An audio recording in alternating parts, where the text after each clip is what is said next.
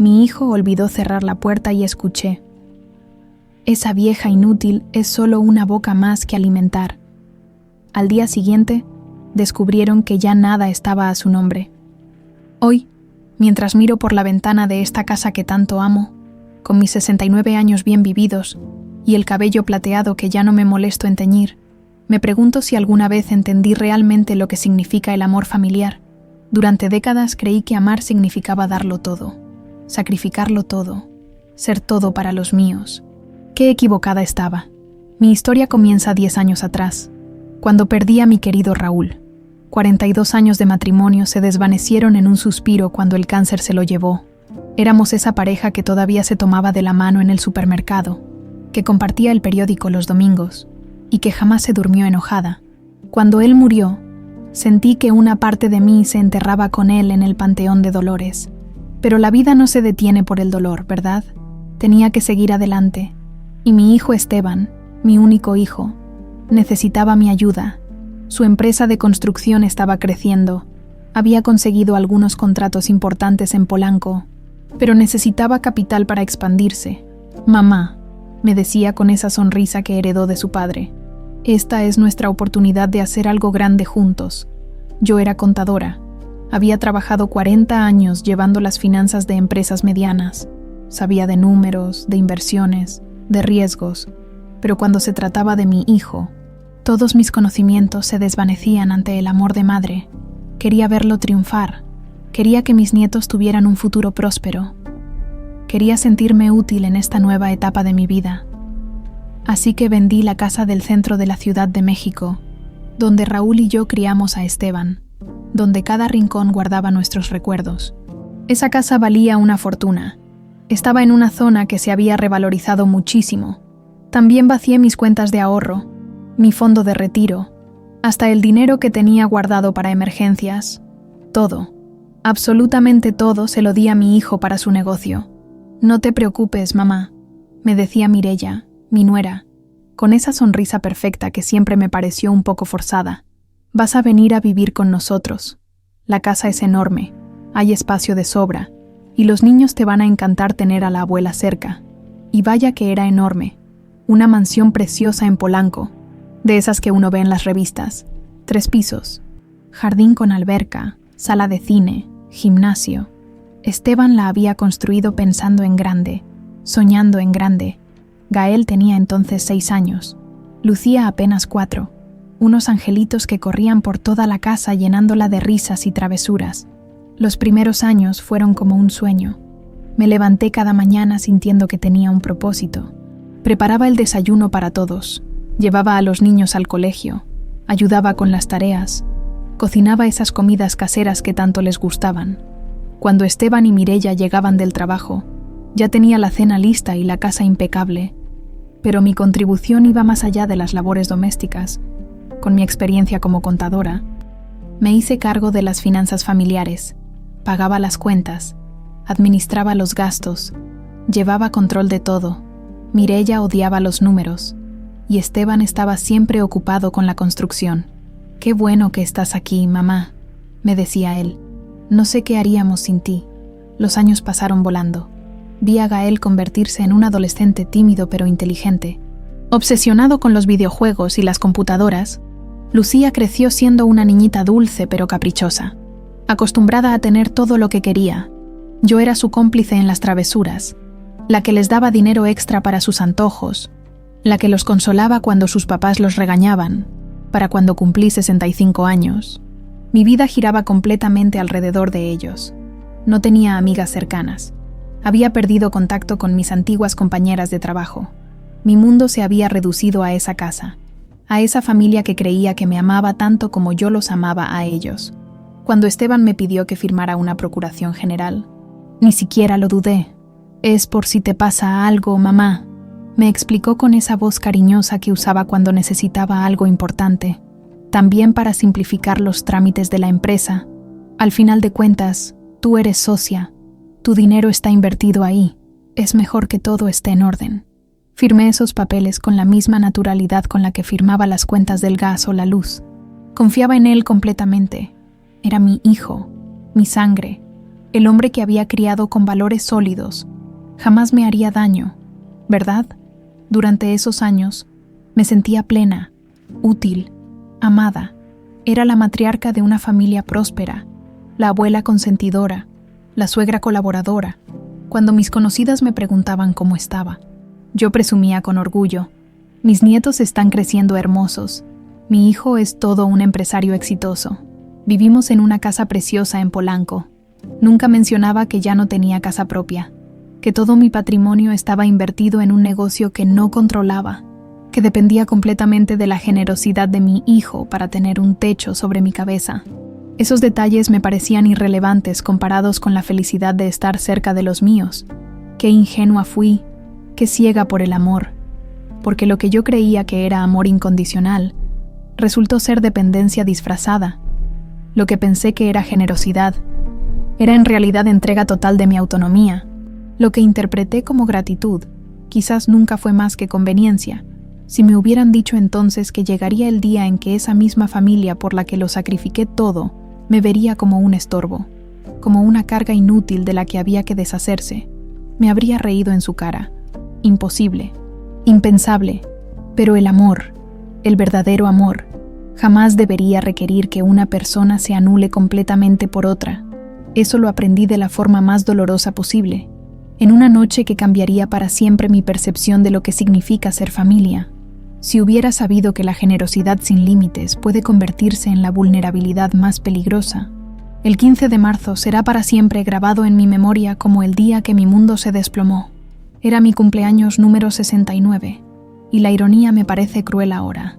El día que debía celebrar mi vida se convirtió en el día que descubrí que mi propia familia deseaba mi muerte en vida. Esa tarde había sido hermosa, debo admitirlo. Mireya había preparado mi pastel favorito, ese de 3 leches que tanto me gustaba, y los niños me habían dado unos regalos dulces.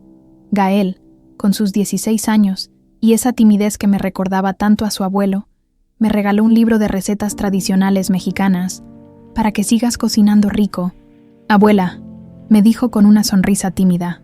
Lucía, ya toda una señorita de 14 años, me dio un chal tejido que había hecho en su clase de manualidades. Esteban llegó tarde, como siempre, con el estrés del trabajo marcado en su rostro, pero me abrazó fuerte y me susurró: «Feliz cumpleaños, mamá. Gracias por todo lo que haces por nosotros».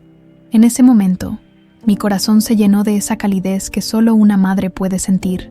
Pensé que era el cumpleaños perfecto de una abuela consentida. Después de la cena, todos se retiraron temprano. Los niños tenían exámenes. Mireya dijo que tenía dolor de cabeza. Y Esteban se encerró en su oficina como todas las noches. Yo me quedé recogiendo la cocina, lavando los platos del festejo, guardando los restos del pastel. Era mi rutina de siempre, la que había hecho durante años sin cuestionarla jamás. Cerca de las 11 de la noche, subí hacia mi recámara. Mi habitación estaba en el 2º piso, al final del pasillo, justo enfrente de la oficina de Esteban. Siempre me había gustado esa ubicación porque podía oír cuando él trabajaba hasta tarde, y me tranquilizaba saber que estaba cerca. Esa noche, mientras caminaba por el pasillo alfombrado, noté que había luz bajo la puerta de la oficina. Voces. No era raro.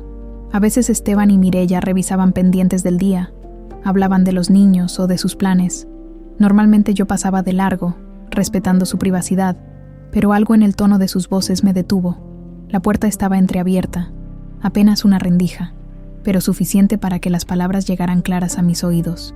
Al principio pensé que discutían sobre dinero, algo común en cualquier matrimonio, pero entonces escuché mi nombre, y mi instinto me hizo quedarme inmóvil, conteniendo la respiración.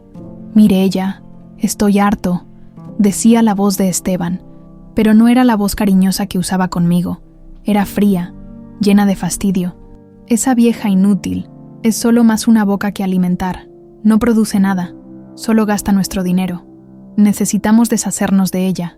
El aire se me escapó de los pulmones, como si hubiera recibido un golpe en el estómago. Vieja inútil, mi hijo, mi Esteban, hablando de mí así. Por un momento pensé que había escuchado mal, que tal vez estaban hablando de otra persona, pero la respuesta de Mireya destruyó cualquier esperanza. Estoy completamente de acuerdo, respondió mi nuera con esa frialdad que ahora reconozco, pero que antes nunca había querido ver. Podemos meterla en un asilo público, de esos baratos, del gobierno. La empresa está a su nombre de todas formas, y ella ya transfirió todas sus economías a nuestra cuenta conjunta. Fue muy conveniente que confiara tanto en nosotros. Mis piernas comenzaron a temblar. Me tuve que apoyar contra la pared para no caerme. Mi propio hijo y la mujer que consideraba como una hija estaban hablando de deshacerse de mí como si fuera un mueble viejo que estorba, pero lo peor estaba por venir. Entonces Esteban se rió, un sonido que jamás podré borrar de mi memoria, una risa cruel que jamás había escuchado salir de sus labios. Exacto, y lo mejor es que firmó esa procuración general dándome poderes totales sobre sus bienes. La ingenua pensó que estaba protegiendo a la familia. Gael y Lucía ni siquiera van a extrañarla mucho. Solo les importan los videojuegos que les compramos. En ese momento, sentí como si el suelo se hubiera abierto bajo mis pies. Durante 40 años como contadora, había visto todo tipo de fraudes, de estafas, de abusos financieros. Había ayudado a clientes a protegerse de este tipo de situaciones, pero nunca, jamás, pensé que podría ser víctima de mi propia familia. Las náuseas me golpearon como una ola. Tuve que taparme la boca con la mano para no vomitar ahí mismo en el pasillo. Mi mente luchaba por procesar lo que acababa de escuchar. Todo había sido una actuación. Los abrazos, las sonrisas. Los gracias por todo lo que haces por nosotros. Seguí escuchando, como si fuera una película de terror de la que no podía apartar los ojos. Además, continuó Mireya, ya revisé los asilos públicos. Hay uno en Ecatepec que acepta a adultos mayores sin familia. Podemos decir que está empezando con demencia, que no podemos cuidarla apropiadamente. Con los papeles que firmó, tenemos autoridad para tomar esas decisiones por ella. Perfecto, respondió Esteban. Mientras antes, mejor. Esta casa necesita renovaciones, y con el dinero que nos ahorremos de mantenerla, podemos finalmente cambiar la cocina y tal vez poner esa alberca climatizada que querías. Mi cocina. Mi cocina donde había preparado miles de comidas para esta familia. Mi cocina donde Gael y Lucía hacían sus tareas mientras yo cocinaba. Querían renovarla con el dinero que se ahorrarían de mantenerme. No sé cuánto tiempo me quedé ahí parada, escuchando más detalles de su plan. Hablaron de tiempos, de cómo convencer a los niños, de qué historia contarían a los vecinos. Todo estaba calculado, planificado, como un proyecto de construcción más. Finalmente, mis piernas reaccionaron y caminé como zombi hacia mi habitación. Cerré la puerta con cuidado. Me senté en la cama y simplemente me quedé ahí, mirando la pared, tratando de procesar la magnitud de lo que acababa de descubrir. Lloré. Lloré como no había llorado desde que murió Raúl. Pero estas lágrimas eran diferentes. No eran de tristeza por una pérdida inevitable, sino de traición, de humillación, de dolor puro por descubrir que las personas que más amaba en el mundo me veían como un estorbo.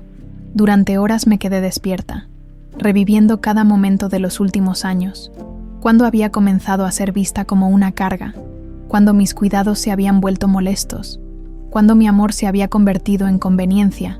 Pero mientras las horas pasaban y el shock inicial se desvanecía, algo más comenzó a crecer dentro de mí, una chispa de la mujer fuerte que había sido antes de volverme la abuela complaciente, la contadora astuta que había manejado millones de pesos durante décadas, porque había algo que Esteban y Mireya no sabían, algo que mi experiencia profesional me había enseñado años atrás. Cuando veía empresarios ingenuos perder todo por confiar demasiado, una contadora experimentada nunca, jamás, pone todos los huevos en la misma canasta. Los días que siguieron a esa noche maldita fueron los más extraños de mi vida. Despertar cada mañana sabiendo la verdad, pero teniendo que fingir normalidad frente a las mismas personas que planeaban deshacerse de mí. Fue como vivir en una pesadilla de la que no podía despertar. El primer día después de mi cumpleaños, bajé a preparar el desayuno como siempre. Mis manos temblaban mientras servía el café, pero logré mantener la compostura. Esteban llegó a la cocina bostezando, me dio su beso de rutina en la mejilla y me dijo: «Buenos días, mamá. ¿Cómo amaneciste?». Con la misma voz cariñosa de siempre. Quise gritarle, quise confrontarlo ahí mismo, preguntarle cómo se atrevía a besarme después de lo que había dicho, pero algo dentro de mí, tal vez el instinto de supervivencia que había desarrollado en 40 años de trabajo, me dijo que esperara, que investigara, que no mostrara mis cartas hasta saber exactamente con qué me enfrentaba. Bien, mijo, le respondí con una sonrisa forzada que me dolía en los músculos de la cara. ¿Quieres huevos revueltos o estrellados? Durante los siguientes días, me convertí en detective de mi propia vida. Mientras ellos creían que yo seguía siendo la abuela ingenua de siempre, yo comencé a revisar cada documento, cada papel, cada estado de cuenta que tenía acceso. Por las mañanas, cuando todos se iban, me metía a la oficina de Esteban y revisaba todo lo que podía.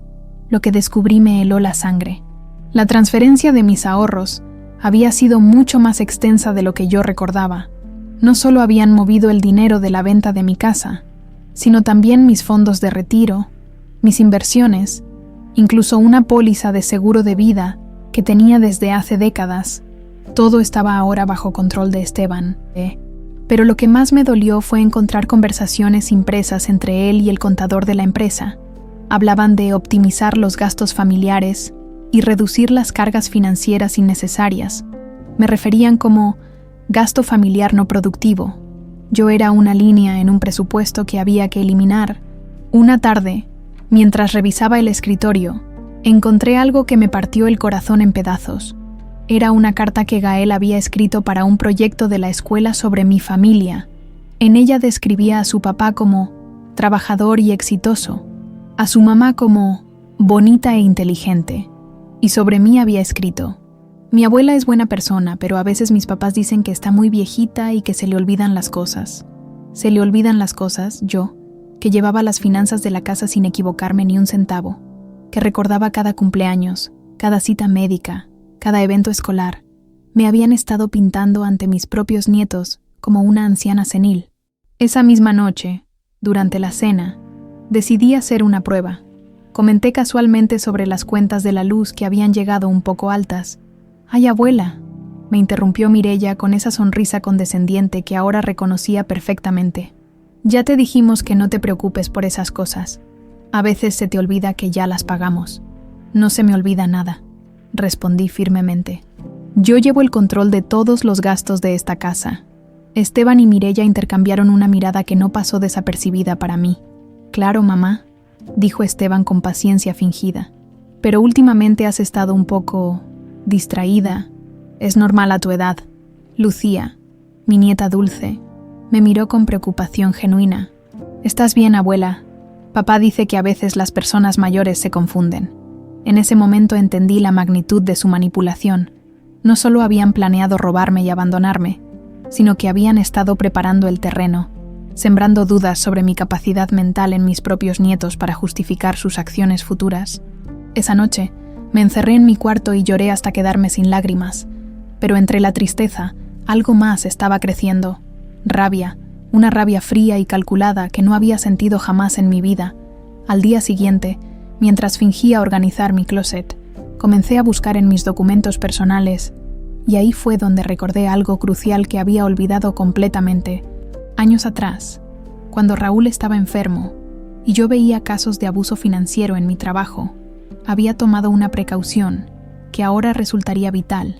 En una carpeta vieja, entre fotografías y recuerdos, encontré los documentos que comprobaban que nuestra casa del centro de la ciudad había sido registrada como patrimonio familiar inalienable, una figura legal que protege la vivienda familiar de cualquier embargo o venta forzosa. Cuando la vendí a Esteban, en realidad solo le había transferido los derechos de uso, pero la propiedad seguía siendo legalmente mía. Además, y esto era lo más importante, había una cuenta bancaria que había abierto secretamente años atrás. Una cuenta donde deposité parte de la herencia de mis padres, dinero que jamás mencioné a nadie, ni siquiera a Raúl. Era mi fondo de emergencia, y gracias a los intereses compuestos de tantos años, ahora tenía una suma considerable. Pero mi descubrimiento más valioso llegó de forma inesperada. Desde hacía varios meses, algo en el comportamiento de Esteban y Mireya me había parecido extraño. Conversaciones que se cortaban cuando yo entraba a una habitación, llamadas telefónicas susurradas, miradas cómplices que no entendía.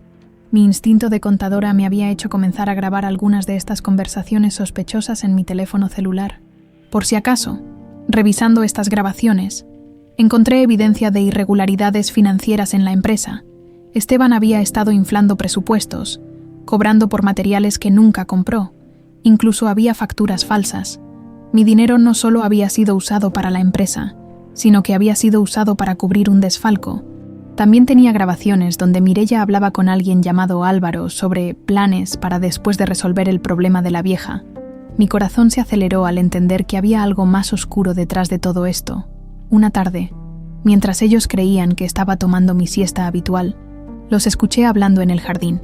Mireia le decía a Esteban: «Álvaro dice que ya tiene todo listo para cuando nos mudemos. Solo necesitamos solucionar lo de tu mamá primero». Mudarse, Álvaro. Las piezas comenzaron a encajar en mi mente como en un rompecabezas macabro. Esto no era solo sobre deshacerse de mí para ahorrar dinero. Había un plan más grande, más cruel. Esa noche, después de fingir que me iba a dormir temprano, me quedé despierta organizando toda la información que había recopilado. Tenía grabaciones, documentos, evidencias, pero sabía que necesitaba ayuda profesional para usar todo esto de manera efectiva. Era hora de llamar a don Marcelo, mi viejo amigo y abogado, quien había manejado los asuntos legales míos y de Raúl durante décadas. Si alguien podía ayudarme a entender mis opciones legales, era él. Mientras marcaba su número en mi teléfono, sentí una mezcla de terror y determinación. Ya no era solo una abuela traicionada llorando en silencio. Era una mujer con experiencia, conocimiento y, ahora, evidencias. Era hora de que aprendieran que subestimar a una contadora de 69 años había sido el error más grande de sus vidas. Don Marcelo Herrera había sido el abogado de confianza de nuestra familia durante más de 20 años. Un hombre mayor, de esos de la vieja escuela, que usaba trajes impecables y tenía esa manera pausada de hablar que te tranquilizaba inmediatamente. Había manejado la compra de nuestra primera casa, el testamento de Raúl, incluso algunos problemas legales menores de la empresa de Esteban en sus inicios. Llamarlo fue una de las decisiones más difíciles que había tomado en mucho tiempo. Significaba admitir en voz alta lo que había descubierto, hacer real esta pesadilla que había estado viviendo en silencio, pero también representaba el primer paso hacia recuperar el control de mi vida. «Don Marcelo», le dije cuando contestó el teléfono con su voz grave y familiar, «necesito verlo urgentemente. Es sobre un asunto muy delicado que involucra a mi familia». Su oficina estaba en el mismo edificio de siempre, en la colonia Roma Norte, con esos pisos de mármol que hacían eco a cada paso y esas ventanas enormes que daban hacia la calle. Cuando entré esa mañana de jueves, fingiendo ante Esteban y Mireia que iba a hacer unas compras en el centro, mis manos temblaban tanto que apenas podía sostener mi bolsa.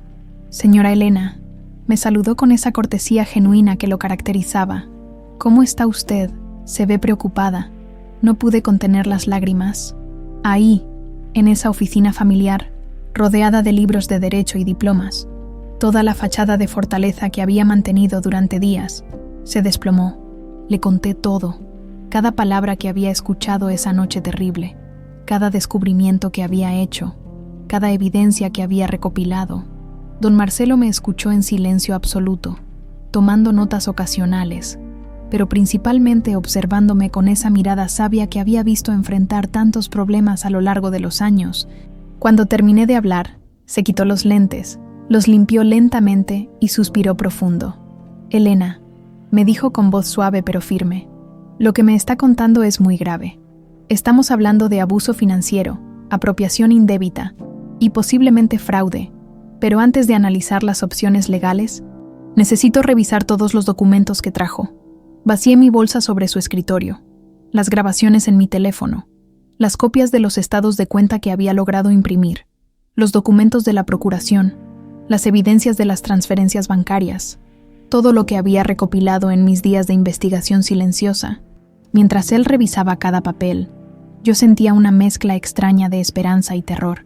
Esperanza porque finalmente tenía a alguien de mi lado, alguien que entendía la gravedad de la situación. Terror, porque parte de mí todavía no podía creer que esto fuera real, que mi propio hijo me hubiera traicionado de esta manera.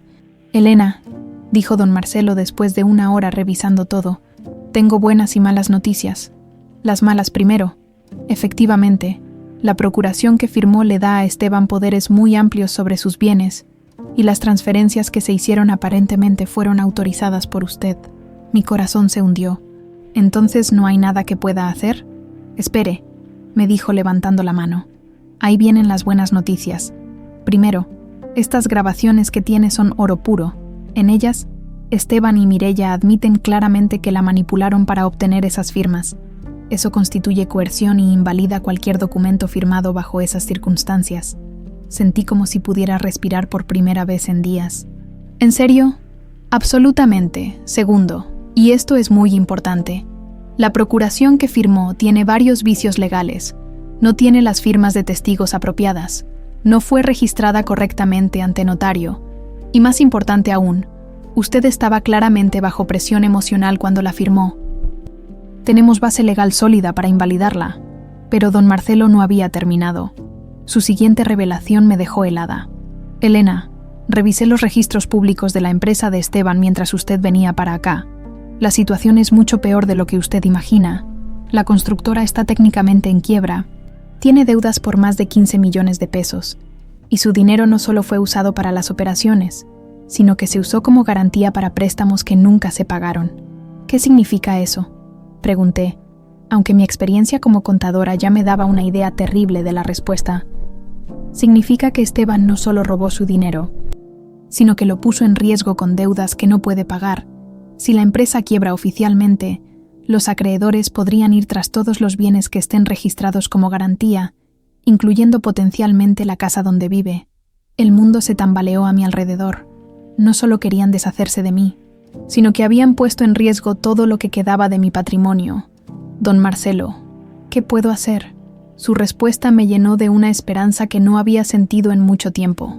Vamos a pelear, Elena, y vamos a ganar, pero necesito que me cuente sobre esos otros documentos que mencionó, los de su casa del centro. Cuando le expliqué sobre el registro de patrimonio familiar inalienable que había hecho años atrás, sus ojos se iluminaron. Excelente. Eso significa que la casa nunca dejó de ser legalmente suya. La venta a Esteban fue técnicamente inválida desde el inicio. ¿Y la cuenta bancaria secreta?, le pregunté tímidamente. Esa es su salvavidas, me dijo sonriendo por primera vez en toda la reunión. Con esos fondos, usted tiene independencia financiera para pelear este caso sin depender de ellos para nada. Durante las siguientes 2 horas, don Marcelo me explicó estrategia legal. Podíamos revocar la procuración basándonos en la coerción probada por las grabaciones, podíamos demandar por apropiación indébita y recuperar los fondos transferidos ilegalmente. Podíamos incluso presentar cargos criminales por fraude. Pero Elena, me advirtió con seriedad, esto va a ser una guerra. Esteban y Mireya no se van a quedar de brazos cruzados cuando descubran que usted los descubrió. Necesita estar preparada para que las cosas se pongan muy feas antes de mejorar. Don Marcelo, le dije con una determinación que me sorprendió a mí misma. Durante 40 años manejé las finanzas de empresas, lidié con fraudes, con estafadores, con gente que trataba de aprovecharse de otros. Nunca pensé que tendría que usar esas habilidades contra mi propia familia, pero si es lo que tengo que hacer para recuperar mi dignidad, estoy lista. Él asintió con aprobación. Entonces empezamos mañana. Voy a preparar todos los documentos necesarios para revocar la procuración y congelar las cuentas. También voy a iniciar una auditoría forense de la empresa para rastrear exactamente cómo se usó su dinero. Cuando salí de esa oficina, el sol del mediodía me pareció más brillante que en semanas. Por primera vez desde esa noche horrible, sentía que tenía esperanza. No iba a ser fácil, y sabía que las próximas semanas iban a ser las más difíciles de mi vida. Pero ya no estaba sola. Esa tarde, mientras preparaba la comida con una tranquilidad que no había sentido en días, Esteban llegó temprano del trabajo. «Te ves de buen humor, mamá», me comentó mientras se servía un vaso de agua. «Sí, mijo», le respondí con una sonrisa genuina. «Tuve un día muy productivo. Creo que las cosas van a cambiar mucho por aquí». Si hubiera sabido lo profético que era mi comentario. Los días siguientes a mi reunión con don Marcelo fueron como vivir en 2 mundos paralelos. Durante el día, mantenía mi rutina de siempre. Preparaba desayunos, limpiaba la casa, ayudaba a los niños con tareas. Pero por las noches, cuando todos dormían, me convertía en detective. siguiendo cada pista que pudiera revelar la verdadera magnitud de la traición. Fue durante una de estas investigaciones nocturnas que descubrí la existencia de Álvaro, y con él una dimensión de crueldad que jamás imaginé posible en mi propia familia. Todo comenzó con una factura que encontré mal archivada en el escritorio de Esteban. Era de una empresa de diseño arquitectónico llamada Espacios Álvaro Mendoza, por servicios de consultoría residencial. La fecha era reciente, apenas de 2 meses atrás. Pero lo que me llamó la atención fue que el servicio estaba descrito como diseño de interiores para residencia en Cuernavaca. ¿Cuernavaca? Nosotros no teníamos ninguna propiedad en Cuernavaca. Ni siquiera habíamos hablado jamás de comprar algo ahí. Mi mente de contadora inmediatamente se puso alerta. Durante 40 años de experiencia, había aprendido que las facturas inexplicables generalmente esconden secretos grandes. Esa noche, después de asegurarme de que todos estuvieran dormidos, me metí otra vez a la oficina y busqué sistemáticamente cualquier otro documento relacionado con este tal Álvaro Mendoza. Lo que encontré me quitó el aire de los pulmones. En una carpeta escondida detrás de otros archivos, había cotizaciones, planos, incluso fotografías de una casa hermosa en Cuernavaca. No era una consultoría cualquiera, era el diseño completo de una residencia que ya estaba en construcción. Y en una de las fotos, reconocí inmediatamente a Mireia, sonriendo junto a un hombre moreno, alto, guapo, que tenía su brazo alrededor de su cintura de una manera que definitivamente no era profesional. Mi corazón comenzó a latir tan fuerte que tuve miedo de que alguien lo escuchara. Seguí revisando y encontré más evidencias. Reservaciones de hotel en Cuernavaca a nombre de Sir Yeseray Mendoza, recibos de restaurantes románticos, incluso una cotización de una joyería para un anillo de compromiso. Mireia tenía un amante, y no solo eso, estaban planeando una vida juntos, una vida que incluía una casa nueva, lejos de todos nosotros. Pero lo que me destrozó completamente fue encontrar mensajes impresos entre ellos que revelaban la verdadera naturaleza de su plan. En uno de los mensajes, Álvaro le escribía a Mireia: «Mi amor, ¿ya tienen fecha para resolver lo de la vieja? Necesito saber cuándo podemos mudarnos oficialmente a la casa. Ya tengo todo listo para que empecemos nuestra nueva vida juntos». La respuesta de Mireia era aún más cruel. «Pronto, mi vida. Esteban ya está convenciendo a los niños de que la abuela está perdiendo la razón. Una vez que esté internada, liquidamos todo aquí y nos vamos. Con el dinero de la empresa y lo que nos ahorremos de mantenerla, vamos a vivir como reyes». Pero había más. En otro mensaje, Álvaro preguntaba: «¿Y si la vieja se resiste? Si no acepta ir al asilo, no va a tener opción», respondía Mireia. «Esteban tiene procuración total. Legalmente puede internarla aunque ella no quiera. Además, ya sembramos dudas sobre su estado mental con los niños y algunos vecinos. Si hace escándalo, van a pensar que efectivamente está senil». Me quedé ahí sentada, en la oscuridad de esa oficina, sintiendo como si me hubieran clavado un puñal en el pecho. No era solo traición financiera, era un plan elaborado para destruir mi vida completamente, para borrarme de la existencia como si nunca hubiera importado. Entendí entonces que esto nunca había sido sobre dinero únicamente. Era sobre libertad. Mireia quería librarse no solo de mí, sino de toda su vida actual. Quería empezar de cero con su amante, y yo era el único obstáculo que quedaba para que pudieran tomar el dinero que habían robado y desaparecer. Los siguientes días fueron una tortura. Tenía que mirar a Mireia a los ojos cada mañana, escuchar sus «buenos días, suegra», con esa voz dulce, verla besar a Esteban antes de irse al trabajo, sabiendo que todo era una actuación mientras planeaba destruir a nuestra familia. Pero lo que más me dolía era ver a mis nietos. Gael, que ahora me hablaba con esa paciencia exagerada que se usa con los enfermos. Lucía, que había comenzado a evitar pedirme ayuda con las tareas porque «Mamá dice que te confundes con las matemáticas, abuela». Una tarde, mientras fingía tomar mi siesta, los escuché hablando en la sala. Mireia le decía a Lucía: «Mi amor, sabes que amamos mucho a tu abuela, pero está enfermándose de la mente. A veces las personas mayores se ponen así. Por eso papá y yo estamos viendo qué es lo mejor para ella». «¿Se va a morir?», preguntó Lucía con esa inocencia que me partió el corazón. «No, princesa», respondió Mireya con voz melosa. Pero va a tener que ir a un lugar donde puedan cuidarla mejor, donde haya doctores y enfermeras que sepan cómo ayudar a las abuelitas que se enferman así. ¿No podemos cuidarla nosotros aquí?, insistió mi nieta. Es muy difícil, amor. Y además, papá y yo estamos pensando que tal vez sería bueno mudarnos a una casa más pequeña, más cómoda para nosotros 4. Un nuevo comienzo para la familia. Ese nosotros 4 fue como una bofetada. Yo ya no era parte de la familia en sus planes. Era solo un problema que resolver antes de mudarse a su paraíso en Cuernavaca.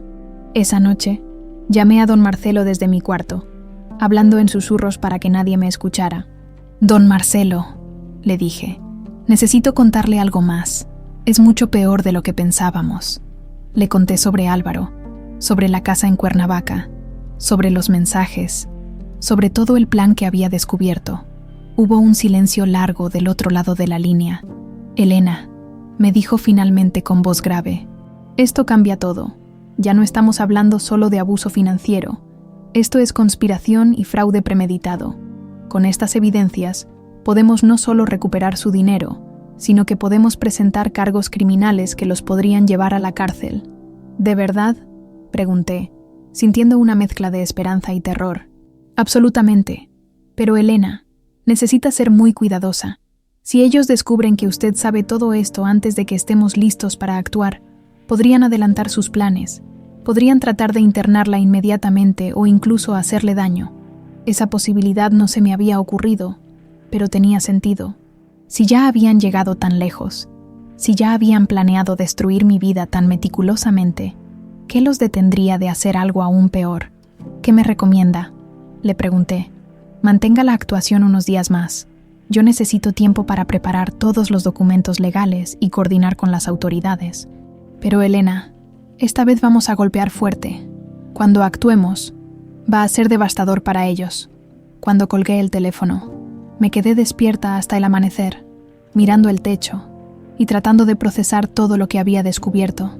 Mi hijo no solo me había traicionado por dinero, se había aliado con una mujer que tenía amante, que planeaba destruir nuestra familia, que estaba dispuesta a sacrificar hasta a sus propios hijos por una vida nueva con otro hombre.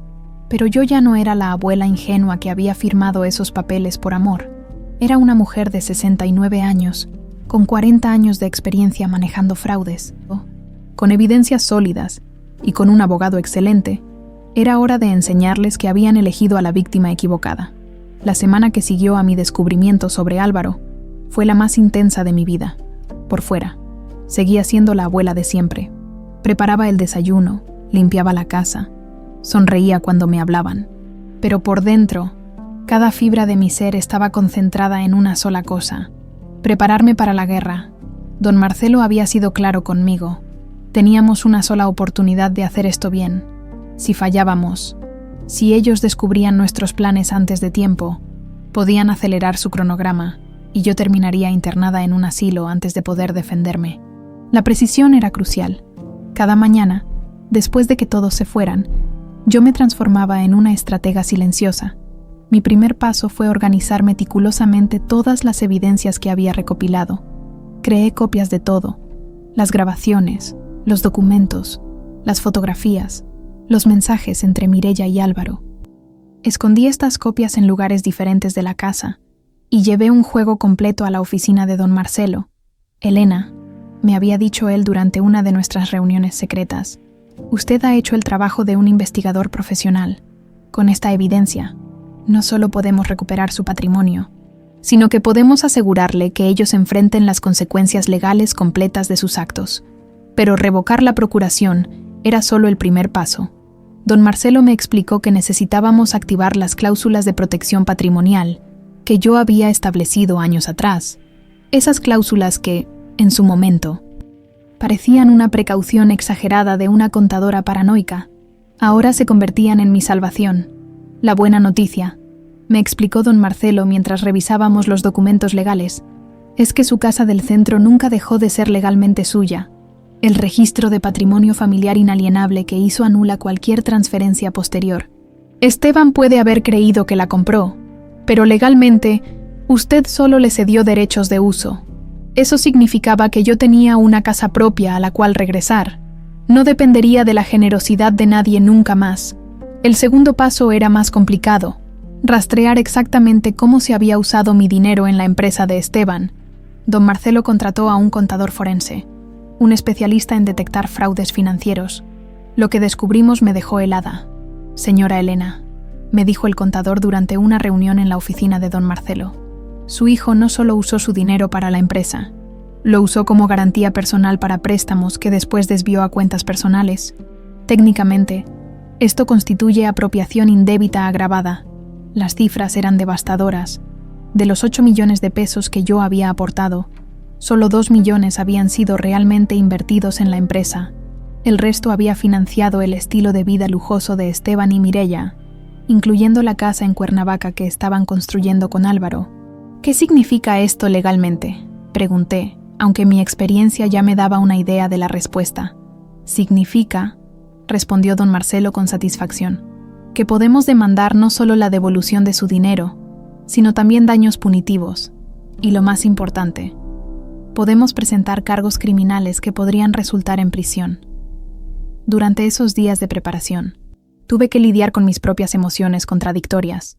Por un lado, sentía una determinación férrea, una necesidad de justicia que me mantenía despierta por las noches, planificando cada detalle. Por otro lado, había momentos en los que me quedaba mirando fotografías de Esteban cuando era niño, recordando al hijito dulce que solía abrazarme y decirme «Te amo, mami», antes de dormir. ¿Cómo había llegado a convertirse en este hombre capaz de traicionarme tan cruelmente? ¿En qué momento había fallado como madre? Estas preguntas me torturaban, pero ya no podía permitirme el lujo de la nostalgia. Mi supervivencia dependía de actuar con la cabeza fría. Una tarde, mientras preparaba la documentación final con don Marcelo, me preguntó algo que me hizo reflexionar profundamente. «Elena, cuando ejecutemos este plan, no habrá vuelta atrás. Su relación con Esteban y Mireia quedará destruida para siempre. ¿Está usted completamente segura de que quiere llegar hasta las últimas consecuencias?». Me quedé en silencio varios minutos, pensando en todo lo que había vivido, en todas las traiciones que había descubierto, en la crueldad de sus planes. «Don Marcelo», le respondí finalmente, «durante 69 años he sido una mujer que antepuso el amor a todo lo demás. Amé a mi esposo incondicionalmente, amé a mi hijo sin límites, traté a mi nuera como a una hija, pero he aprendido que hay una diferencia entre amar y permitir que te destruyan». Hice una pausa, sintiendo una claridad que no había experimentado en años. Esteban dejó de ser mi hijo el día que decidió verme como un estorbo del que había que deshacerse. Si él puede planear fríamente mi internamiento para robar mis ahorros y mudarse con la amante de su esposa, entonces yo puedo defenderme con la misma frialdad. Don Marcelo asintió con comprensión. Entonces procedemos según lo planeado. El plan era elegante en su simplicidad. El viernes por la mañana, mientras ellos estuvieran en el trabajo, oficiales de justicia llegarían a la casa con órdenes de embargo, congelamiento de cuentas y citatorios legales. Simultáneamente, se presentarían las demandas civiles y las denuncias penales. Cuando Esteban y Mireia regresaran del trabajo ese día, se encontrarían con una realidad completamente diferente. Los últimos días antes de la ejecución fueron extraños. Veía a Esteban y Mireia actuar su papel de familia feliz, sin saber que cada sonrisa falsa, cada beso fingido estaba siendo observado por alguien que conocía completamente sus planes secretos. Una noche, mientras cenábamos todos juntos, Mireia comentó casualmente: «Suegra, ¿no ha pensado en hacer algún viaje? Dicen que viajar es muy bueno para las personas mayores». «¿Un viaje a dónde?», pregunté, fingiendo inocencia. «No sé, tal vez conocer algún lugar tranquilo donde pueda descansar, relajarse. Hay lugares muy bonitos que se especializan en el cuidado de adultos mayores». Esteban la miró con una expresión de advertencia, como diciéndole que no fuera tan obvia, pero yo me limité a sonreír. «¿Qué considero de ustedes?», respondí dulcemente. «Pero ¿sabes qué, Mireia? Creo que por ahora prefiero quedarme aquí, en casa, con mi familia». Si hubieran sabido lo cargada de significado que estaba esa respuesta, el jueves por la noche, víspera del día D, me quedé despierta hasta muy tarde. mirando por la ventana de mi habitación hacia el jardín que había ayudado a diseñar, hacia la casa que había ayudado a pagar. Al día siguiente, todo cambiaría para siempre, por primera vez en semanas. Me sentí en paz. Ya no era una víctima indefensa esperando a que decidieran mi destino. Era una mujer preparada para pelear por su dignidad, armada con evidencias sólidas y respaldada por la ley. Era hora de enseñarles que esta vieja inútil todavía tenía algunos trucos bajo la manga. El viernes amaneció con un cielo despejado, de esos días de marzo en Ciudad de México donde el aire se siente limpio y las posibilidades parecen infinitas. Irónico, pensé mientras preparaba el desayuno por última vez en esa rutina que había mantenido durante años, que el día que cambiaría mi vida para siempre fuera tan hermoso. Mis manos no temblaron mientras servía el café.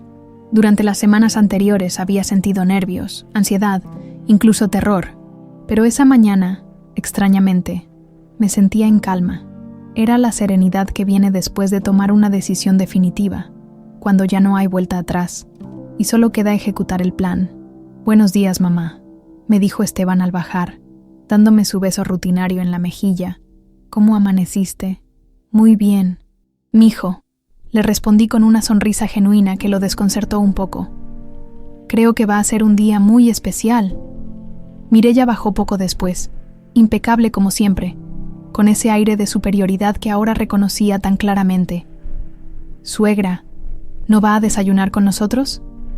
«No, gracias», respondí. «Tengo algunas cosas que hacer en casa hoy. Ustedes desayunen tranquilos». Los observé mientras comían, intercambiando esas miradas cómplices que antes no entendía. Hablaron sobre sus planes para el fin de semana, sobre una cena con amigos, sobre los niños, todo tan normal, tan cotidiano, sin saber que en pocas horas su mundo se desplomaría. Gael y Lucía bajaron corriendo, como siempre llegando tarde para el colegio. Los abracé un poco más fuerte de lo normal. «Te quiero mucho, abuela», me dijo Lucía mientras le acomodaba la mochila. «Y yo a ti, mi amor», le respondí, sabiendo que quizás sería la última vez que me viera con esa inocencia antes de que entendiera la verdad sobre sus padres. A las 8:30, todos se habían ido. La casa quedó en silencio, pero no era el silencio de soledad al que me había acostumbrado. Era el silencio antes de la tormenta. Don Marcelo había coordinado todo meticulosamente. A las 10 de la mañana exactamente, sonó el timbre. Cuando abrí la puerta, me encontré con un grupo que incluía 2 oficiales de justicia, un notario público, un contador forense y el mismo don Marcelo. «Buenos días, señora Elena», me saludó uno de los oficiales con profesionalismo cortés. «Venimos a ejecutar las órdenes judiciales que usted solicitó». Ver a todos esos hombres entrando a la casa con sus portafolios y documentos oficiales me llenó de una sensación extraña de poder. Durante meses había sido la víctima invisible, la anciana de la que querían deshacerse. Ahora era quien controlaba la situación. «Por favor, pasen», les dije con una serenidad que me sorprendió. «¿Por dónde comenzamos?»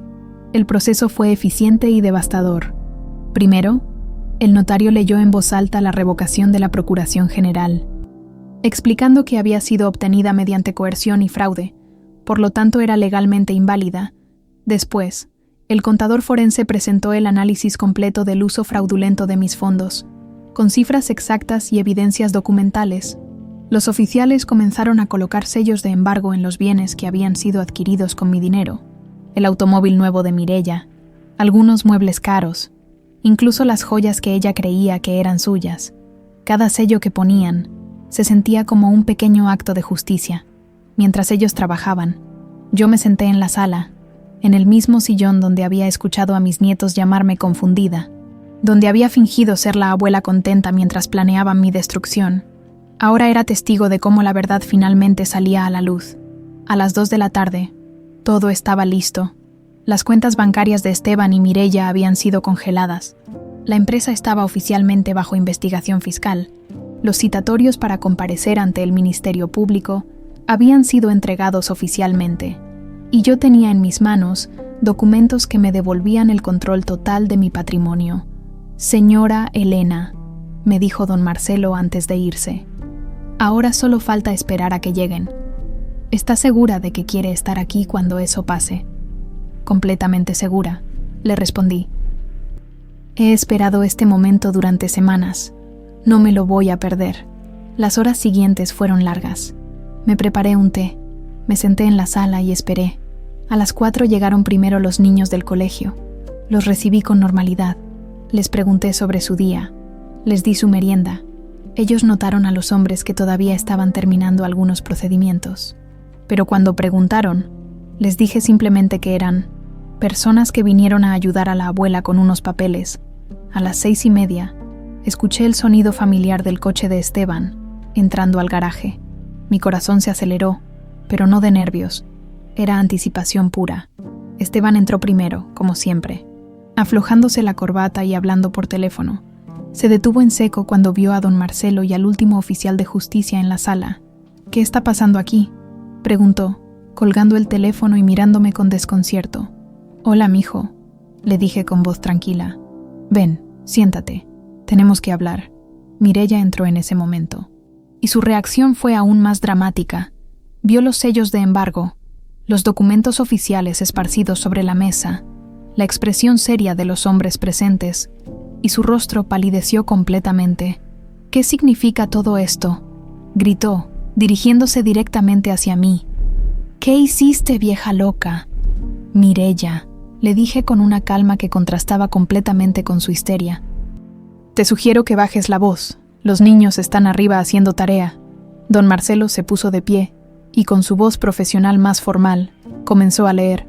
«Por orden del Juzgado Civil y del Ministerio Público, quedan notificados Esteban Ramírez Herrera y Mireya González de Ramírez de las siguientes acciones legales». Mientras don Marcelo leía la lista de cargos: apropiación indébita, fraude, coerción, abuso financiero contra adulto mayor. Vi cómo las expresiones de Esteban y Mireya cambiaban de confusión a terror, de terror a desesperación. «Esto es imposible», murmuró Esteban. «Mamá, tú firmaste todos esos papeles voluntariamente. Tú nos diste el dinero». «Sí, mijo», le respondí, sacando mi teléfono y reproduciendo una de las grabaciones. Su propia voz llenó la sala. Esa vieja inútil es solo más una boca que alimentar. El silencio que siguió fue ensordecedor. Vi cómo toda la arrogancia se desvanecía de sus rostros, cómo la realidad de lo que habían hecho, y de que yo lo sabía todo, finalmente los golpeaba. «Mamá», comenzó Esteban, pero yo levanté la mano para detenerlo. «No», le dije con una firmeza que no había usado jamás con él. «Ya no soy tu mamá conveniente. Ahora soy la mujer que van a tener que enfrentar en los tribunales». El día de la verdad había llegado, y yo estaba lista para todo lo que vendría después. Después de que don Marcelo terminó de leer todos los cargos legales, la sala se sumió en un silencio tan denso que podía cortarse con cuchillo. Esteban estaba parado en medio de la habitación, completamente inmóvil, como si su cerebro no pudiera procesar lo que acababa de escuchar Mireya. En cambio, Mireya, en 1900, había comenzado a caminar en círculos, llevándose las manos a la cabeza. «Esto no puede estar pasando», murmuró Mireya una y otra vez, como un mantra desesperado. «Esto no puede estar pasando». Don Marcelo recogió sus documentos con la eficiencia de alguien que había presenciado estas escenas muchas veces antes. «Señora Elena, si necesita algo más, ya sabe dónde encontrarme. Los citatorios están entregados. El proceso legal está en marcha». Después de que él y el último oficial se retiraron, quedamos solos los tres en esa sala que había sido testigo de tantas cenas familiares, tantas navidades, tantas noches donde yo creía que éramos una familia unida. La ironía me resultaba casi poética. Esteban fue el primero en reaccionar. Se dirigió hacia mí con esa expresión de niño perdido que ponía cuando era pequeño y había hecho alguna travesura. «Mamá, ¿podemos arreglar esto?», me dijo con voz suplicante. «Todo ha sido un malentendido. Sí, tal vez dijimos algunas cosas que no debimos. Pero estábamos estresados, preocupados por tu bienestar». «¿Mi bienestar?», lo interrumpí, sintiendo que la rabia que había estado conteniendo durante semanas finalmente emergía. «¿Planeaban internarme en un asilo público por mi bienestar, Esteban?». Su rostro se descompuso cuando se dio cuenta de que yo sabía hasta los detalles más específicos de su plan. «¿Cómo? ¿Cuánto tiempo has sabido?», balbuceó. «Lo sé todo», le respondí con una serenidad que contrastaba con su desesperación. «Sobre el asilo en Ecatepec. sobre cómo convencerían a los niños, sobre la cocina que querían renovar con el dinero que se ahorrarían de mantenerme. Mireia había dejado de caminar y nos miraba con una expresión de terror creciente. «No puede probarlo», dijo débilmente. «Son solo palabras». Saqué mi teléfono otra vez y reproduje la grabación completa de esa noche horrible. Sus propias voces llenaron la habitación. Cada palabra cruel, cada risa despiadada, cada detalle de su plan para deshacerse de mí. Cuando terminó la grabación, Mireia se desplomó en el sofá, tapándose la cara con las manos. Esteban se quedó de pie, pero pude ver cómo sus rodillas temblaban. «Pero espera», dijo entonces, y pude ver cómo su mente desesperada buscaba alguna salida. «También sé cosas sobre ti, Mireia, cosas que tu esposo no sabe». La mirada que Mireia me dirigió fue de puro veneno. «¿De qué está hablando esta loca?» «De Álvaro Mendoza», respondí con calma, disfrutando ver cómo toda la sangre se le drenaba del rostro. «De la casa en Cuernavaca que están construyendo juntos, de los mensajes donde planean su nueva vida después de que yo esté internada». Esteban se giró hacia su esposa con una expresión que jamás le había visto. «¿Qué está diciendo mi mamá?» «Mireia». «Es mentira», gritó Mireia, pero su voz se quebraba. «Esta vieja está inventando cosas porque se volvió loca». Saqué las fotografías que había encontrado, las facturas de la casa en Cuernavaca, los recibos de hoteles. Los puse sobre la mesa como cartas en un juego de póker. «¿También inventé estas fotos donde apareces abrazada con tu amante?», pregunté. «¿Y estos recibos de la joyería donde le compraste un anillo de compromiso?». El grito que salió de Esteban fue primitivo, animal. Se abalanzó hacia Mireia, pero ella retrocedió hasta quedar contra la pared. «¿Cómo pudiste?», le gritó. «¿Cómo pudiste traicionarme así? Todo lo que hicimos, todo lo que planeamos, era para que pudiéramos estar juntos, para que pudiéramos ser felices». «No», le gritó Mireia de vuelta. «Todo lo que hicimos era para que yo pudiera ser libre. Estoy harta de esta vida, de esta casa, de fingir que somos una familia feliz. Álvaro me ama de verdad, no como tú que solo piensas en el trabajo». La pelea que siguió fue devastadora de presenciar. Años de resentimientos, de mentiras, de frustraciones, salieron a la superficie como lava de un volcán. Se gritaron cosas terribles. Se dijeron verdades que habrían sido mejor mantener enterradas. En medio de su discusión, escuché pasos en las escaleras. Gael y Lucía habían bajado, atraídos por los gritos. Se quedaron en la entrada de la sala, con los ojos muy abiertos, tratando de entender qué estaba pasando. «Papá, mamá», preguntó Lucía con voz pequeña. «¿Por qué están gritando?». La presencia de los niños detuvo instantáneamente la pelea. Esteban y Mireia se quedaron inmóviles, como si acabaran de despertar de una pesadilla y se dieran cuenta de dónde estaban. «Niños», les dije con la voz más suave que pude, «vengan acá con la abuela». Gael y Lucía se acercaron a mí, confundidos y asustados. Los abracé, sintiendo su temblor contra mi cuerpo. «¿Qué está pasando, abuela?», me preguntó Gael. «¿Por qué hay policías en la casa? ¿Por qué mamá y papá estaban gritando?». Miré a Esteban y Mireia, dándoles una oportunidad de explicar, pero ambos estaban demasiado destruidos para hablar. «Mis amores», les dije a mis nietos, «sus papás y yo tenemos algunos problemas que resolver. Problemas de adultos que son muy complicados de explicar». «¿Nos vamos a separar?», preguntó Lucía, y su pregunta inocente me partió el corazón. «No sé qué va a pasar con sus papás», les respondí honestamente, «pero quiero que sepan que ustedes siempre van a tener un lugar conmigo. Siempre van a ser mis nietos queridos. Sin importar qué pase». Esteban finalmente reaccionó. Se acercó hacia nosotros, con lágrimas en los ojos. «Mamá», me dijo con voz quebrada, «por favor, sé que cometimos errores terribles, pero somos familia. Tiene que haber una manera de arreglar esto, los niños. Piensa en los niños». Por un momento, sentí que mi resolución se tambaleaba. Ver a mi hijo llorando, ver a mis nietos confundidos y asustados, me recordó todo el amor que había sentido por esta familia durante tantos años. Pero entonces recordé las grabaciones, los planes crueles, la traición calculada.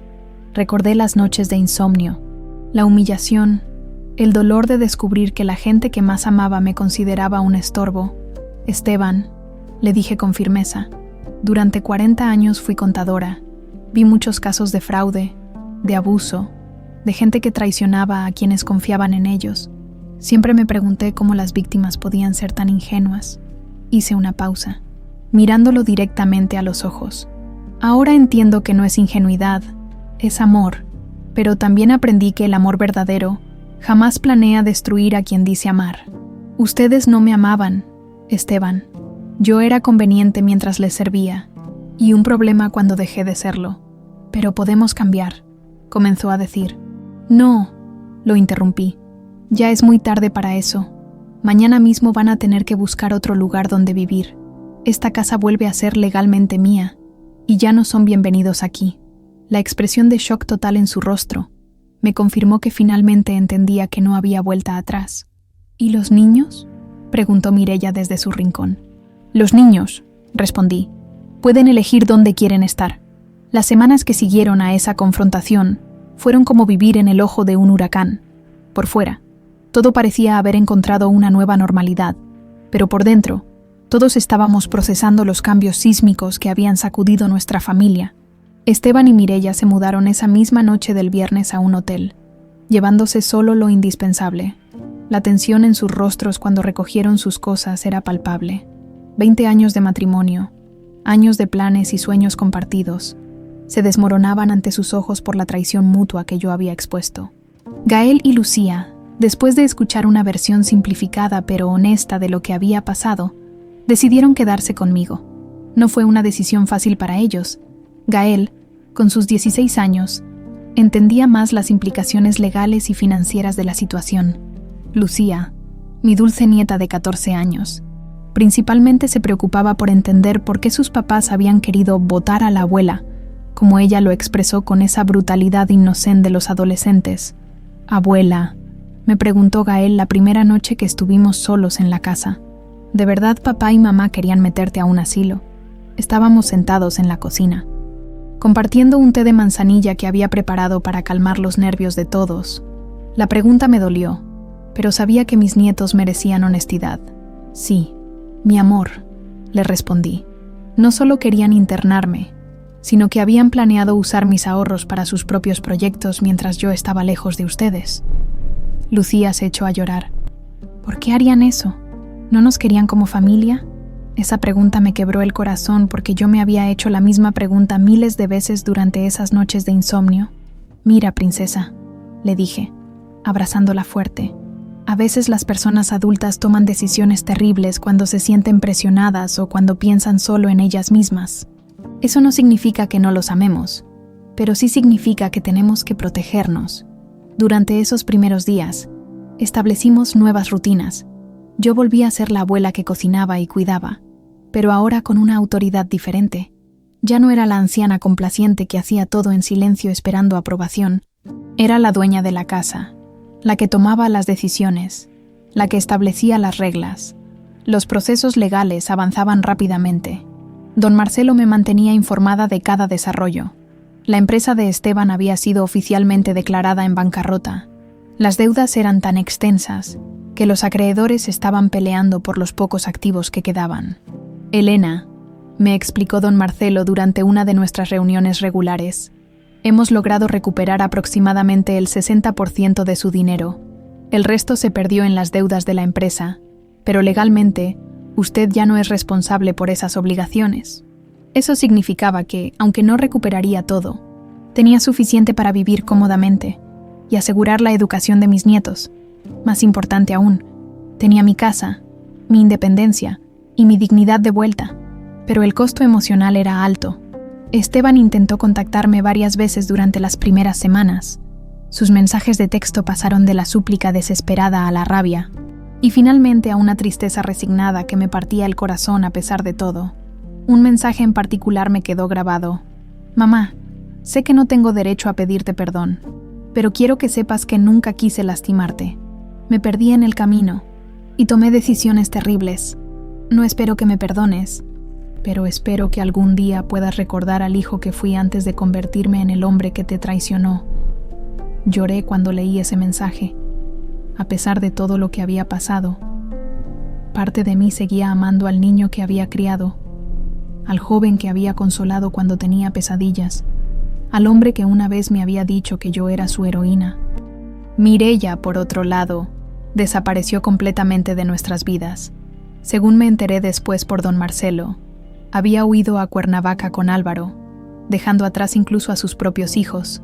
Esa traición final fue quizás la que más me dolió, no por mí, sino por Gael y Lucía. «Mamá ya no nos quiere», me preguntó Lucía una noche mientras le ayudaba con su tarea de matemáticas. «Tu mamá está confundida, mi amor», le respondí, eligiendo mis palabras cuidadosamente. A veces las personas adultas cometen errores muy grandes y después no saben cómo arreglarlos. Eso no significa que no las amemos, pero sí significa que tenemos que seguir adelante sin ellas. La adaptación no fue fácil para ninguno de nosotros. Gael se volvió más callado, más introspectivo, pasaba horas en su cuarto, y cuando salía, veía en sus ojos una madurez forzada que no debería tener un adolescente de 16 años. Lucía, en cambio, se aferró a mí como si temiera que yo también pudiera desaparecer, pero poco a poco comenzamos a construir algo nuevo. Ya no éramos la familia disfuncional que vivía de apariencias y mentiras. Éramos 3 personas que habían pasado por una tormenta terrible y estaban aprendiendo a confiar el uno en el otro de nuevo. Una tarde, aproximadamente un mes después del confronto, estaba preparando la cena cuando Gael se acercó a la cocina. «Abuela», me dijo con esa voz que ya empezaba a cambiar hacia la de un hombre joven, «quiero pedirte perdón». «¿Perdón por qué, mi amor?» «Por haberte tratado como si estuvieras loca, por creer lo que papá y mamá decían sobre que se te olvidaban las cosas, por no darme cuenta de lo que te estaban haciendo». Me sequé las manos y lo abracé fuerte. En ese abrazo, sentí como si finalmente estuviéramos sanando algunas de las heridas más profundas. «Gael», le dije, «tú eras un niño manipulado por adultos en los que confiabas. No tienes nada de qué disculparte. Al contrario, estoy orgullosa de cómo estás manejando esta situación». Lucía apareció en la cocina en ese momento y se unió a nuestro abrazo. «Abuela», me dijo, «¿puedo decirte algo?» «Claro, princesa. Estoy contenta de que te hayas defendido. Al principio estaba triste y confundida, pero ahora entiendo que eras muy valiente, y estoy orgullosa de ser tu nieta». En ese momento, rodeada por mis nietos en la cocina de la casa que había recuperado, sentí algo que no había experimentado en meses: paz genuina. No era la paz de quien evita conflictos, sino la paz de quien ha peleado por lo correcto y ha ganado. Los procesos legales continuaron su curso. Esteban enfrentó cargos criminales y finalmente aceptó un acuerdo con la fiscalía que incluía tiempo en prisión y la obligación de pagar restitución. Mireia, eventualmente, también fue procesada, aunque logró evitar la cárcel pagando multas sustanciales. Pero para mí, la verdadera justicia no estaba en los tribunales, estaba en recuperar mi vida, mi dignidad y en construir una nueva relación con mis nietos basada en respeto mutuo y honestidad. Han pasado ya 2 años desde esa noche que cambió mi vida para siempre, y mientras escribo estas palabras sentada en el mismo jardín donde una vez creí que era feliz viviendo de ilusiones, puedo afirmar con certeza absoluta que nunca había sido tan plena como lo soy ahora a mis 71 años. La mujer que soy hoy es radicalmente diferente de la abuela complaciente que vendió su casa y entregó sus ahorros por amor. No es que me haya vuelto amargada o desconfiada, como algunos podrían pensar. Al contrario, he aprendido a amar de manera más inteligente, a dar con límites claros y, sobre todo, a respetarme a mí misma tanto como respeto a otros. Gael ahora tiene 18 años y acaba de entrar a la universidad para estudiar ingeniería en sistemas. Es un joven serio, reflexivo, que aprendió demasiado pronto sobre las complejidades de los adultos. A veces lo veo observándome con una mezcla de admiración y protección que me conmueve profundamente. «Abuela», me dijo hace poco mientras desayunábamos, «quiero que sepas que lo que hiciste me enseñó algo muy importante sobre no dejar que nadie te quite tu dignidad, sin importar quién sea». Lucía, ahora de 16 años, se ha convertido en una joven segura de sí misma, que no teme expresar sus opiniones. Cuando sus amigas del colegio le preguntan por qué vive con su abuela en lugar de con sus padres, ella responde sin vergüenza: «Porque mi abuela es la persona más valiente que conozco. Y prefiero vivir con alguien que me enseña a ser fuerte». Los fines de semana, Esta casa se llena de vida de manera diferente a como solía ser. Los amigos de mis nietos vienen a estudiar, a hacer proyectos, a veces simplemente a platicar. Me he convertido en la abuela cool que cocina rico y que tiene historias interesantes que contar. Es gracioso como mi experiencia lidiando con fraudes corporativos ahora se ha vuelto material de conversación fascinante para adolescentes. En cuanto a mi situación financiera, don Marcelo logró recuperar más dinero del que inicialmente pensábamos posible. Resulta que varios de los gastos de la empresa habían sido inflados artificialmente, y cuando los auditores forenses los rastrearon, encontramos activos ocultos que pudimos reclamar. Elena, me había dicho don Marcelo durante nuestra última reunión legal. Al final, recuperó aproximadamente el 80% de su patrimonio original. Considerando las circunstancias, es un resultado excepcional, pero más que el dinero. Lo que realmente me ha enriquecido es la paz mental que viene de vivir auténticamente. Ya no finjo estar de acuerdo cuando no lo estoy. Ya no sonrío cuando algo me molesta. Ya no antepongo la comodidad de otros a mi propia dignidad. He retomado algunas de las actividades que había abandonado cuando me volví la abuela de tiempo completo. Doy clases de finanzas personales a mujeres mayores en el centro comunitario del barrio. Es increíble cuántas historias similares a la mía escucho. Mujeres que entregaron todo por amor familiar y terminaron vulnerables y despojadas. La generosidad sin límites, les digo a mis alumnas, puede convertirse en la vulnerabilidad más peligrosa. Amar no significa sacrificarse hasta desaparecer. Sobre Esteban, la historia es compleja y dolorosa. Cumplió 8 meses de prisión y salió el año pasado. Ahora trabaja como supervisor de obra en una empresa pequeña, ganando una fracción de lo que solía manejar. Vive en un departamento modesto en una colonia popular, muy lejos de la mansión de Polanco que una vez habitó. Ha intentado acercarse varias veces. Al principio, sus mensajes eran desesperados, llenos de justificaciones y súplicas. Después se volvieron más reflexivos, con disculpas genuinas y reconocimiento de sus errores. Recientemente, sus comunicaciones han sido simples actualizaciones sobre su vida, sin pedir nada a cambio. El mes pasado me escribió: «Mamá, no espero perdón ni que las cosas vuelvan a ser como antes. Solo quiero que sepas que todos los días me levanto arrepentido de haberte traicionado. Si algún día decides que quieres verme, estaré aquí. Mientras tanto, me alegra saber que estás bien y que los niños están contigo». No le he respondido aún. Hay días en que siento que podría perdonarlo, que podríamos construir algún tipo de relación nueva, basada en respeto mutuo y límites claros. Otros días, el recuerdo de sus palabras crueles esa noche terrible me convence de que hay traiciones que no pueden sanarse completamente.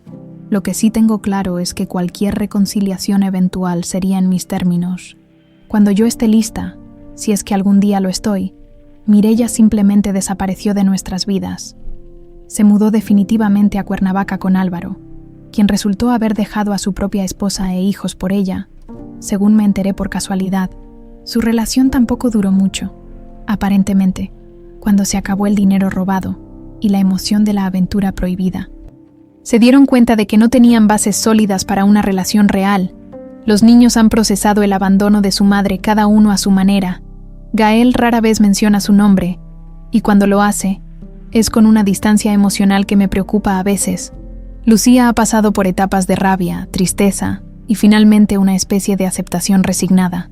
«¿Sabes qué, abuela?», me dijo Lucía hace unos meses. «Creo que mamá nos hizo un favor al irse. Vivir con alguien que puede abandonar a sus propios hijos por un hombre es más dañino que vivir sin ella. La sabiduría precoz de mis nietos a veces me rompe el corazón, pero también me llena de orgullo. Han aprendido lecciones sobre lealtad, integridad y amor verdadero, que muchos adultos jamás entienden. Hoy, mientras termino de escribir esta historia en mi jardín, con el sol de la tarde filtrándose entre las hojas del árbol que Raúl y yo plantamos hace décadas, puedo decir con total honestidad que soy feliz. No es la felicidad ingenua de quien vive en negación, sino la felicidad profunda de quien ha enfrentado la traición más cruel y ha salido victoriosa. He aprendido que ser matriarca no significa ser la que sirve a todos sin cuestionar. Significa ser la que establece estándares de dignidad y respeto para toda la familia. Significa ser la que protege a los vulnerables, incluso cuando esa vulnerable eres tú misma. Mis nietos ya no me ven como la abuela que hace todo por amor incondicional. Me ven como la mujer fuerte que les enseñó que el amor verdadero nunca requiere que alguien se anule completamente por otro, y esa, descubrí, es la lección más valiosa que puedo dejarles, que nunca es tarde para defenderse, que la dignidad no tiene edad, y que a veces, el acto más amoroso que puedes hacer es negarte a permitir que te destruyan.